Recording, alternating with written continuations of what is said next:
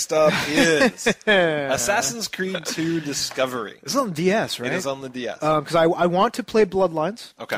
So it's on PSP. Yeah. Hopefully it's interesting. We'll see. Well, that's the funny thing about Assassin's 2 Bloodlines. Sorry, Assassin's Creed 2 Bloodlines is that we've had several people on YouTube that are like, you guys got to review this, but I haven't seen anybody say, you guys have to review this. It's good. They're just saying, like, please review. I guess they're saying, like, let me know if it's good so we can decide if we're going to get it. Sure. But I don't think anybody bought it yet. Like, it doesn't seem like anybody got it, so we may have to be the canary in the coal mine for you guys. We'll see. Yeah, we'll see. Maybe we'll just buy one copy and we'll just trade it back and forth. Yeah, I think that's what we'll have to do. That seems but the DS one you played, I did not get a chance to. Okay. I'll let you borrow it. Yeah. So So it's not very good. How could it be not good? I mean, I'm sure like Ubisoft spent millions of dollars developing. So this. okay, Awesome. so it's a 2D side scroller. Okay. The whole thing is just 2D side scrolling, and they're like what they try to do is they try to take some of the basic mechanics of Assassin's Creed 2 and just jam them into you can there's a radar on the bottom. You can see which way guys are facing, and if they're facing the other way, you can sneak up behind them and stab them. Okay. And the whole thing is like you're kind of following a story where you're protecting merchants from each other, and you're this assassin. It's like the same thing. Like, are you Ezio? You're Ezio. Okay. It's a couple years after Assassin's Creed 2. Oh, okay. Interesting. Well, he's like, okay, it's not a couple years after Assassin's Creed 2. It's a couple years in the future of Ezio.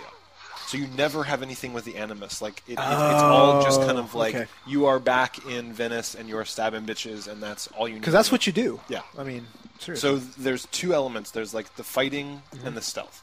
So the whole thing is just like you're trying to sneak around and stab dudes, and if you don't get them in time, you start doing the fighting. The fighting is pretty weak because I mean there's not that much finesse on the DS. Yeah. The problem really comes down to in this game all the things that were so cool in Assassin's Creed 2 they can't do, right? There's no really extensive building climbing because it's 2D side scroller. So it's right? platforming basically. So it's like you can run, you can hang from ledges, you can jump. But it's not like you're navigating the side of this huge building. Yeah, You're not getting it's not cool. It's not cool. So and the weird thing is it's just little stuff. Like if you climb up to a ledge and there's a dude walking up here, you can't stab them. You have to then climb up and do it. And if you're maybe you earn it later because you earn it later in the. That's true. So I mean, I don't know how long you played, but I did play a couple hours. I mean, Okay. maybe you get that stuff. I mean, because I was gonna say also like you can hop in the hay piles and you can't stab people out of those. So maybe all these abilities somehow come I later. kind of doubt it. Are there whores? Because I mean, seriously, There are no whores that I saw. So the whole thing just basically kind of comes down to like protection missions, sneaking missions, fighting missions, escape missions, where you're just running away from dudes. And then what they do at the end is they give you a grade. So they're like, there were 8 dudes, you killed 7 of them, you did it in this amount of time, you took this amount of damage. Yeah. It's very standard. It's very just kind of like someone took a beautiful, perfect game, and they're like, well, how do we jam this motherfucker into the DS? Why do they even bother? That's what I don't know. That's the whole time I was playing, I'm like, why did you do this? Like, no one's going to come around and say this was awesome. No one is going to, like, go on GameSpy or, like, whatever. Like, none of these game review sites, including NoobToob, are going to come out and be like, go get this right now. It's fucking sweet. I mean, is it more like duping? It's just like, look, we've sold, Assassin's Creed 2 to all of these people, all these casual gamers who don't know any better, and they had a good experience with it, and, like, they want to buy it for their kid, or they want to buy it for... Because DS, I mean, like, PSP I can understand, and I'm actually have much higher hopes for the DS version as a PSP version, but DS is just like, it's kind of a kiddie platform, and it's very simplistic. It's just like, what are they thinking? It's really good for certain things, for very simple things, but when you take a wonderful, complex thing and make it simple, then all that happens is you just miss the complexity. You miss the goodness of the other version. You know what they should have done? They should have taken one of the other elements, like Ezio City Simulator. Yeah. Right? And then, like, all of a sudden, all it is just hitting different things and then buying better art stores. Sure. And things like that. Yeah. Or maybe, like, here, I'm Ezio and I'm, like, a master assassin. I'm sending other assassins out and doing this. And it's like or Ezio's wandering a city, and then whenever he meets somebody, he has to do puzzles. He puzzles like, I got it! And it's like, yeah. That would have been awesome! That would have actually been pretty funny. Speaking of, we need to play the new PopCap game, the Square Enix PopCap. Gyromancer. Yeah, we got a few call-ins. We somehow missed it. I don't understand. Like, both of us talked about this a while back. We're like, Square Enix and PopCap. What? My dick is slamming against the table. Well, So mine's more for PopCap. Yours probably more for Square Enix. But yeah. But I mean, like you've kind of sold me on PopCap. Like I've played, like Plants vs Zombies. Peggle? I mean, Peggle was alright.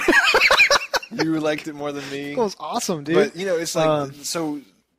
That kind of stuff. It's like if you've got a franchise and you just want to milk the shit out of it. Yep.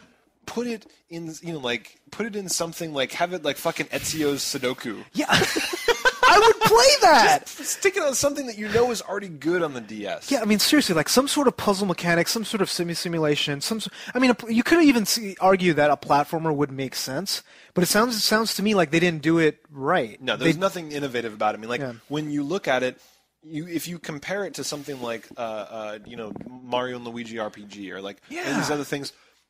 The time and effort that went into making this wonderful, well-balanced world in Mario and Luigi, I mean, they feel like such a fucking cash-in. Yeah. It's like, well, here's a model of Ezio, here's a sword.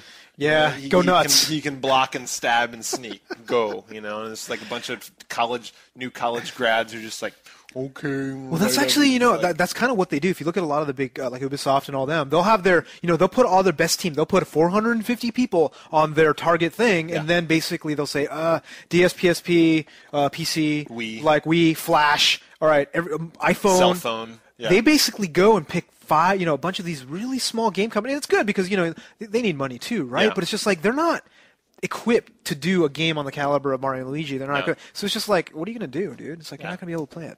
What you're going to do is just stop doing this shit. Nobody buy this kind of stuff. Don't support them in their lunacy. So that is that. But